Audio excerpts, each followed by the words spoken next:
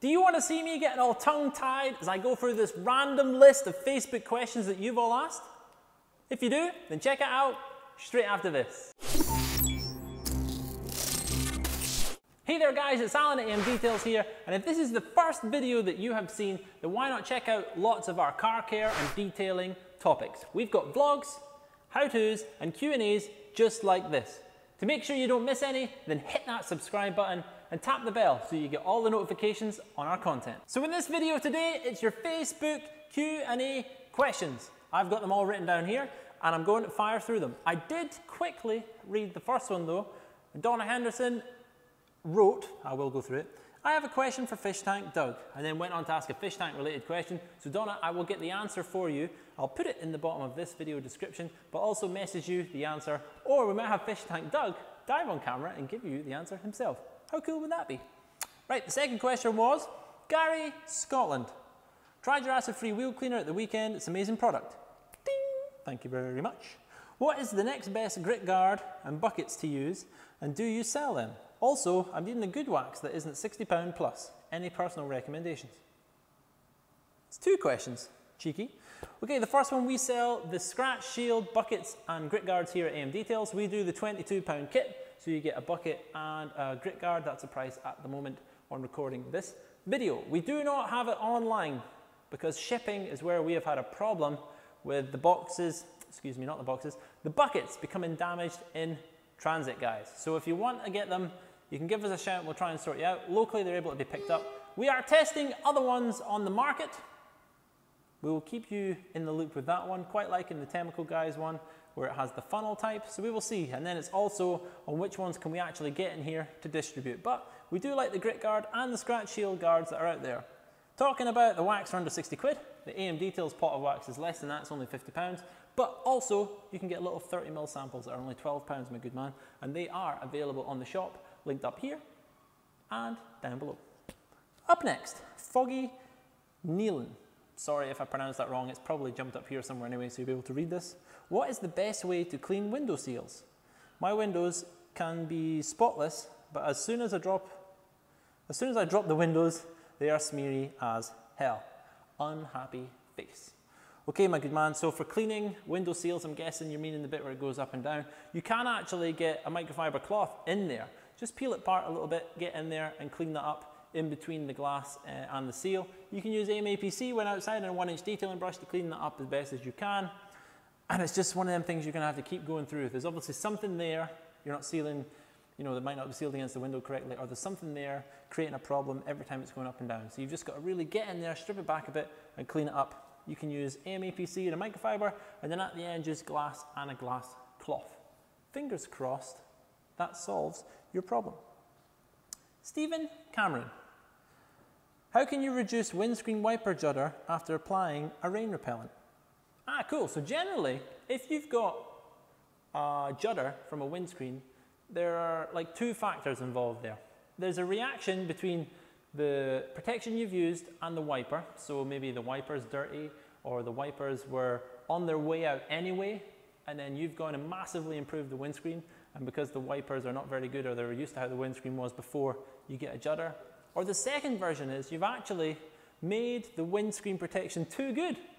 And what happens there is there isn't enough lubrication between the water and the wiper blades, thus creating that judder. So what some people do is apply a little bit of the protection that you put on the windscreen onto the wiper blade, or you can just give the wipers and the window a really good clean, and what that helps to do is almost bed them in. You know, it basically just helps to erode the protection a little bit on the windscreen and also re-lubricate the wiper blades. We would always say, you know, just read by the manufacturer's instructions on what product you're using, but if you're doing a big strip back and you're going to be putting a really good industrial protection on there, then it's always worth getting brand new wiper blades with it at the same time. Paul O'Brien, sorry, can you recommend a good quality microfiber for removing wax products? There are loads of microfiber cloths in the market, my good man. We've tested a good few of them and we do like using them in our like day-to-day routines, but there's a reason we sell the AMDetails microfibers, and that's because we use them every day. We do sample other ones and try them, and then if we can't get them into the store to sell, it's kind of like, well, we can't use them all day every day, so we'll just keep reverting to the AMDetails one. We are looking at other supplies, but at the moment, the blue microfiber is absolutely perfect for removing wax, or we've got the plush one in, which is where you guys were asking for something that was just a bit nicer and multi-purpose. So we've got the yellow plush cloth, which you can also use as a drying towel. Really nice product. Reese Leonard, any tips you can give for machine polishing to get the best finish available? Wow, that could open up to be a humongous answer. Let me just quickly read it one more time. Any tips you can give for machine polishing to get the best finish available? Okay, so if we're talking about finishing down, no matter what you've done correctionally, finishing down, for me, it's all about sticking with the one product. So for example, if you're going to use a product like Minzerner 203S or 2500 as it's called now, we would deliberately, when we get a product, let's say it was brand new to us, use that product for every stage. And it just helps you then to learn that product. So you would use it with a finishing pad, use it with how far can you cut with that, and what do you have to do to finish down nicely with it? Do you have to do longer sets? Do you have to use less product? Do you have to mix it with water? Do you need to lubricate the pad? There's lots of phases in there. So tips I can give to give a better finish and available is take your time, have fun, and relax. Try not get frustrated. It happens all the time. We do it all the time in the shop. Leave the car, go and have a brew, reassess. Especially as there's so many different machines and so many different combinations out there, my rather generic answer to this is take your time, relax, and have fun. And generally, then all the rest of it will work together. But you know, stick with your finishing pads, stick with your finishing polishes, but sometimes that paintwork just doesn't want it. We have finished down cars with a watered down version of a finishing polish, but we've had to use a cutting pad due to the type of machine we were using it on, because the finishing pad was just compressing itself way too much that it wasn't actually breaking down the polish. So as silly as it sounds, using a tougher pad made the breakdown of the finishing polish a whole lot easier. So there we go. How many questions is that? 1, 2, 3, 4, 5, 6, 7. Okay, we'll do a few more. There's only 6. 7th question, Steve Reed. Alan, please can you tell us what the best way to get rid of tar spots on white cars when doing the weekly wash? Okay guys, so in my opinion, here at AMDetails, the best way to remove tar is to try and melt it first, rather than trying to go spot on it individually or try and remove it with some sort of abrasive like a clay bar, etc. Excuse me. So we would just use some AM tar, spray it onto the area and wipe it over. We've actually brought that in the new Platinum Valet for the whole reason that people with white cars, even though tar is on all vehicles guys, no matter the color, it affects it the same way. But on a white car and your silvers, you notice it more. And these customers are seeing it more, so they want to remove it. You know, it's like a vanity thing. I can see it on there, so I want to have it removed. So we have brought that service in, and all you have to do is spray it on there, wipe over. Yes, you're not removing all the decontaminants completely, so we're not going to do a wax or seal. So generally, if it's just part of our normal maintenance, we'll use a quick detailer afterwards just to top up any little bits of protection and give it a refresh. But to be honest, if you're going to be using a tar remover and it's completely and utterly destroyed your last stage protection, LSP or wax, there was something wrong with your wax, because no tar remover should really be stripping it that much. Up next, Ian Cross. Are you going to do a meet the team vid? Would be nice to hear a bit more info on the guys that work with you. Thank you very much for that one, Ian. I will ask the gents. I'm sure, as you've seen, Scott has recently just had the confidence to basically take the camera and shoot an entire video, give the direction on it, Dan then edited it, and then he had the confidence to stand in front of the camera with me, and yes, we're pulling some silly faces and stuff, we're having a lot of fun, but he had the confidence to stand in front of the camera and tell you guys why he did the video and then do the outro, which is epic.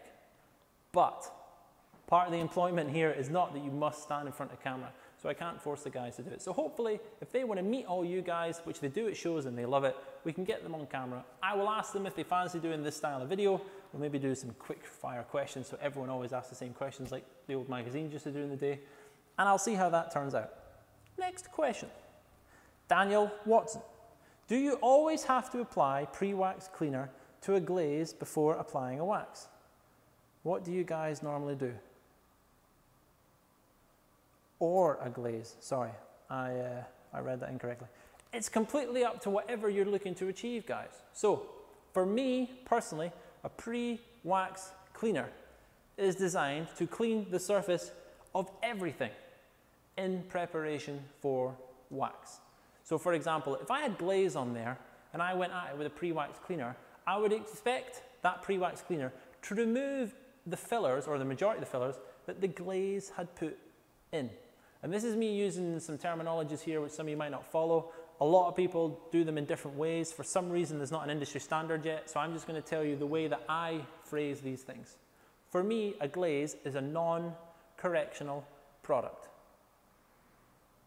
Mostly going to fill, it may clean. That is why we call AM Glaze an all-in-one. It fills and cleans. So it's kind of like, it has the cleaning ability of a pre-wax cleanser, but it fills. So it sits in that awkward point in the market. But I call it more a glaze because you can use it like a glaze. And definitely using it as a dedicated pre-wax cleanser is a bad idea. For me, a pre-wax cleanser is, you've corrected the car down, there might be still some fillers in there that IP hasn't removed, or you're just wanting to clean the surface of the paint up before applying a wax to get the maximum bond and protection available. That's what that product does. That, to me, is what a pre-wax cleaner does. So they're two separate things. What we do here is we apply AM Glaze because majority of the services are wanting a non-correctional but gloss enhancing finish. So we try and fill or mask as many defects as we can using the AM Glaze. We then put a coat of AM Seal on. That first coat of AM Seal kind of goes in and around all them fillers, in and around the crevices, and helps to bond them together, stick them together like cement. And the second coat of AM Seal and or then the coat of wax you put on becomes the primary protection layer. Yes, in the perfect world, stacking it like this is going to reduce the protection of the wax and the sealant. In the perfect world, you want to be sticking a wax or a sealant onto perfectly naked paint.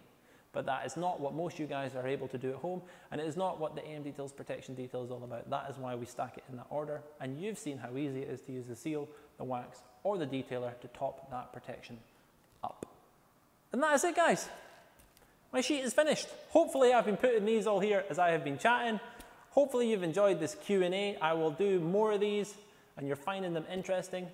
If you have, guys, then it's just time for the funky... And there it is. Hello, how are you doing? So over here, guys, should be 2 videos chosen for you.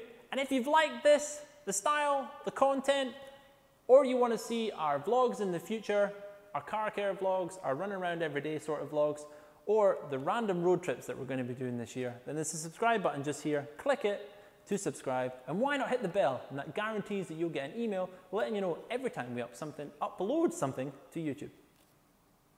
Ciao.